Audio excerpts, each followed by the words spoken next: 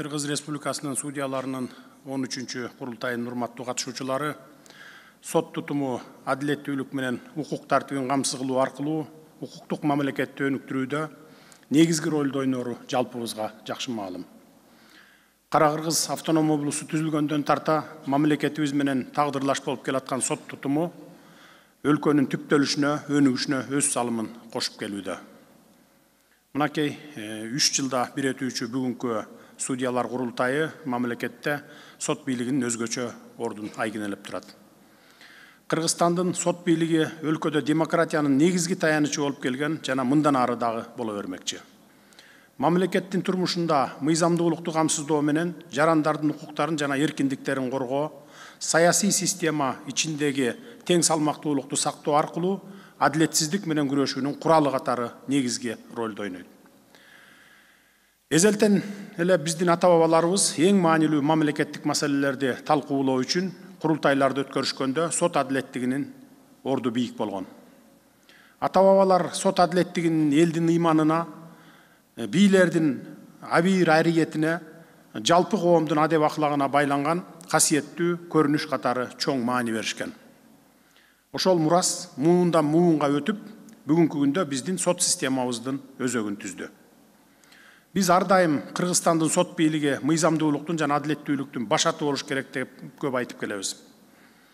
Буга жараша сот тутуму ар кыл саясий таасирлерден жана ар кандай тышкы кысымдардан толук түрдө көз карандысыз болушу шарт. Анткени сот бийлиги коомдогу туруктуулук менен мыйзамдуулуктун кепилдиги. Ошол эле учурда сот системасынын өзү да ачык айкын иш алып барууга жана коомчулук алдында жооптуу болууга умтулушу зарыл. Айрыкча сот процесстеринин жана соттук актыларынын ачыктыгын жогорулатуу маанилүү. Бул жарандардын сот бийлигине болгон ишенимин бекемдөөгө өбөлгө түзөт. Биз судьялардан мыйзамдуу, адилеттүү жана негиздүү чечимдерди кабыл алуу менен элдин ишенимин актай турган сот адилеттигин күтөбүз. Эң алды судьялар өз ишинде жарандардын укуктары менен эркиндиктерин коргоону негизги принцип катары карманышыңар керек. Судьялар курултайынын урматтуу катышуучулары, эми мамлекеттин колдоосу аркылуу жетишилген бир катар маанилүү өзгөрүүлөрдүн сот системасынын андан ары өнүктүрүүгө кошкон салымы тууралуу учкай кеп кыла кетейин. Биринчи, буга чейин ротациялоо системасынын киргизилиши оң натыйжаларды бере баштаганын айттык эле. Эми ошол аймактарга которулган судьялар үчүн батирлер курулуп берилип жатат. Экинчи, өзүңүздөр жакшы билгендей, өткөн жылы судьялардын айлык маянасы 100%га көтөрүлгөн. Бул сот тармагындагы жогорку квалификациялуу адистер үчүн бир топ эле стимул болду десек болот. Үчүнчү, судьялардын натыйжалуу иштеши жана жарандарды жайлуу шартта кабыл алуусу үчүн бардык талаптарга жооп берген сот имараттары курулуп берилүүдө. Бир катар аймактарда адилеттүүлүк үйлөрү ачылганы жалпыга белгилүү. Жакынкы убакта Ош шаарында дагы бир адилеттүүлүк үйүнүн ачылышы пландалууда. Төртүнчү, сот аткаруучулар менен сот приставтарына жалпы суммасы 200 миллион сомду түзгөн атамекендик ишкананын өндүрүшүнөн чыккан 101 автоунаа берилди. Келечекте сот бийлигин керектүү атайын техникалар менен камсыздоону улантабыз. Бешинчи, судьялардын ден соолугуна кам көрүү максатында Ысык көлдүн түндүк жээгинде жайгашкан Фемида пансионаты сот системасынын карамагына өткөрүлүп берилди.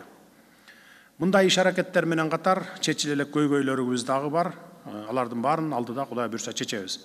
Айрыкча судьяларды турак жай менен камсыз кылуу бүгүнкү күндө дагы актуалдуу бойдон турат.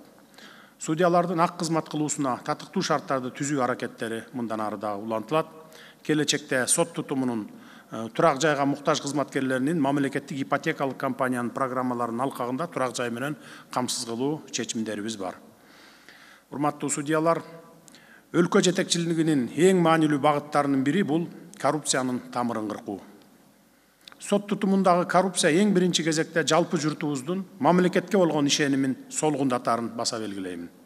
Мына ошондуктан соттун таразасы калыс болсо, элдин ишеними бекем болот деген учкул сөздү эске алуу менен биз антикоррупциялык мыйзамдарды күчөтүүнүн үстүндөбүз. Кыргызстандын мыйзамдарына коррупцияга каршы күрөшүү жаатында киргизилип жаткан түзөтүүлөр мамлекеттин коррупцияга каршы күрөшүүгө болгон бекем ниетин көрсөтүп турат. Мунун баары мамлекеттик башкаруу системасындагы жооптуу адамдардын коррупциялык мыйзам бузуу аракеттерин алдын алууга багытталган. Сиздер сот бийлигинин өкүлдөрү катары мен эмне тууралуу айтып жатканымды жакшы түшүнүп турасыздар деп ойлойм. Өлкөбүздө коррупцияга каршы күрөш өтө актуалдуу маселе бойдон калып жатканын эске алуу менен бул маселени ушул жыйында көтөрүү зарыл деп эсептейм. Жана бул көйгөйгө дыкат көңүл буруп, тиешелүү жыйынтыктарды чыгарасыздар деп ишенем. Судьялардын жоопкерчилигин жогорулатуу максатында тартип комиссиясы түзүлгөн эле, судьяларды кызматынан бошотуу боюнча статистика, анын ичинде кылмыш иштери жана өз каалоосу менен кызматтан кетүүлөр сот тутумунун ишинин маңыздуу көрсөткүчтөрүнөн болуп эсептелет. Судьялардын курултайы сот тутумунун жогорку органы катары өнүгүүнүн жаңы багыттарын аныктоо боюнча алгылыктуу ишке аша турган реалдуу чечимдерди кабыл алышы керек. Ошондуктан курултайдын алкагында сот системасына алдыдагы 3 жыл ичинде чечилиши керек болгон жаңы милдеттерди коюп жатабыз. Таза иш алып баруунун камсыздоо жана коррупциялык тобокелчиликтерди азайтуу максатында жаңы судьяларды тандоо системасын тез арада өркүндөтүү зарыл. Мезгил талабы болгон санариптештирүү маселесинде тилекке каршы сот системасы көптөгөн мамлекеттик органдардан артта калдыңар. Ошондуктан электрондук сот өндүрүшүн жана маалыматка онлайн жетүүнү тез арада ишке киргизгиле. Бул багытта биринчи документтерди тапшыруунун электрондук системасын киргизүү керек. Бул жарандарыбыздын өлкөнүн булуң бурчунан борборго келип кетүүсүнө байланыштуу каржылык жана убакыт чыгымдарын азайтат. Экинчи, маалыматтарды автоматташтырылган тартипте иштеп чыгуу механизмин ишке киргизүү керек. Бул болсо тандоо процессин ыкчамдатуу менен бирге анын тактыгын жана адилеттүүлүгүн камсыз кылат. Үчүнчү, судьялык кызматка талапкерлердин резервин түзүүнү тапшырамын. Бул биринчи жолу дайындалган судьялардын кесиптик даярдыгы боюнча көптөгөн маселелерди чечүүгө өбөлгө түзөт. Дагы бир айта кете турган жаңылык сот адилеттиги системасын өнүктүрүү мамлекеттик программасын ишке ашыруунун алкагында жеке сот аткаруучулар институту түзүлөт. Учурда Юстиция министрлиги тиешелүү мыйзам долбоорун даярдап жатат. Сот системасы заман талаптарына ылайык өнүгүшү керек. Бул өңүттө судьялардын көз карандысыздыгын бекемдөө, сот адилеттигин арттыруу жана сот органдарынын ишмердүүлүгүнүн ачык айкындыгын камсыз кылууга багытталган мыйзам демилгелери активдүү түрдө кабыл алынууда. Конституцияга ылайык жогорку соттун мыйзам чыгаруу демилгесин көтөрүүгө укугуңар бар. Ошондуктан бул укуктан толук пайдаланып сунуштарыңыздарды киргизиңиздер. Калыс сот калың элдин калканы деген накыл кеп бар элибизде. Андыктан алдыңыздарга коюлган бул тапшырмалар сот адилеттигин арттырууга, өлкөбүздүн жарандары үчүн калыстыкты камсыз кылууга жана судьялардын иштөө шарттарын жакшыртууга багытталат. Тапшырмалар аткарылып, ийгиликтерге жетишилсе, буюрса Кыргызстандын сот системасынын өнүгүшүнө күбө болобуз. Урматтуу судьялар, сот тутумунун кызматкерлери жана бул тармактын кадырлуу ардагерлери, сиздерди бүгүнкү сот тутумунун кызматкерлеринин күнү менен чын дилимден куттуктаймын. Күчтүү сот системасы адилеттүү мамлекеттин пайдубалы.